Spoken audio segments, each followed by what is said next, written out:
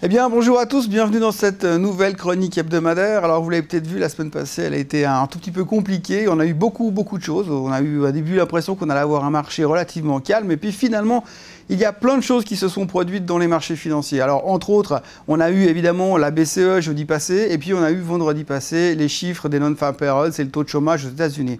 Donc, c'est des choses qu'on attendait beaucoup. Et puis, on voulait voir un petit peu comment le marché allait réagir, puisqu'en début de semaine, on était quand même un tout petit peu stressé. Et comme souvent dans les marchés, quand il y a peu d'informations, on a eu lundi, mardi, mercredi, c'était assez calme. Les gens se concentrent beaucoup sur les petites nouvelles qui pourraient éventuellement peut-être avoir de l'influence sur le marché. Alors on a eu pas mal de nouvelles, on va dire, géopolitico-médico-économiques, puisqu'on a quand même eu cette fameuse fièvre Ebola qui prend de plus en plus de place dans les médias, bien que depuis des mois et des mois, les marchés financiers continuent de garder ça de côté.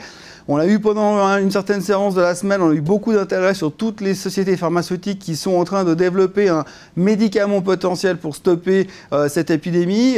Et puis globalement, on a eu surtout après le côté économique. Alors la BCE, elle a dit ce qu'elle dit d'habitude, qu'ils sont toujours disposés à soutenir l'Europe et à continuer à soutenir l'économie, donc rien de nouveau de ce côté-là.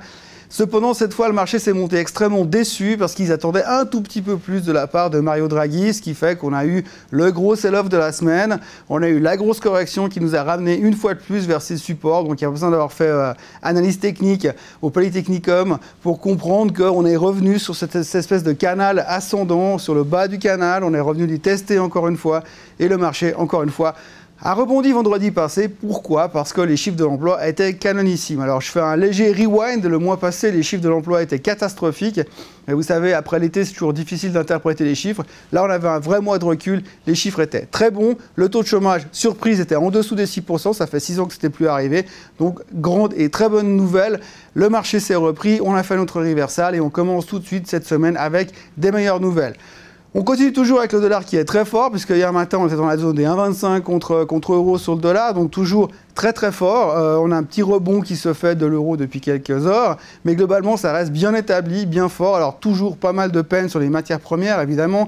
On a eu aussi un des événements principaux ces derniers jours. L'or est passé enfin sous le support technique des 1200. Alors enfin, c'est pas forcément une bonne nouvelle, je ne dis pas ça de cette manière-là, mais l'or est passé sous les 1200.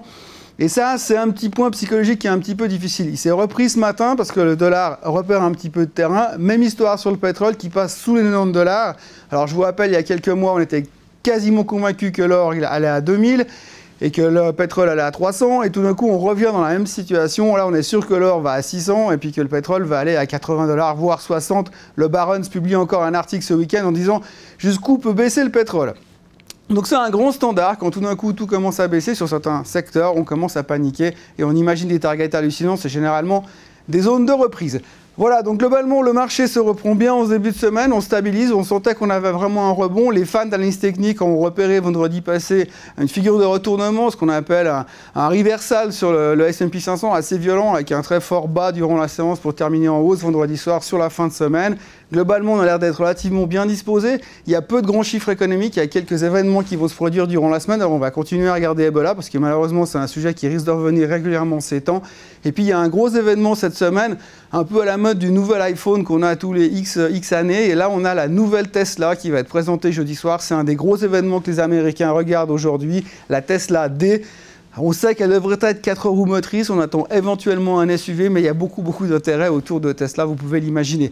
Voilà, donc globalement une semaine qui va être très concentrée sur les chiffres des sociétés. On arrive au début d'un nouveau trimestre, on va avoir les publications du trimestre passé, donc ça va commencer un petit peu à chauffer vraiment plus au niveau micro, et on va laisser peut-être un peu de côté au niveau macro, vu que les derniers chiffres qu'on continue à voir sont toujours mauvais en Europe, toujours globalement très bons aux États-Unis, mais là ça va s'estomper un petit peu pour laisser la place aux sociétés.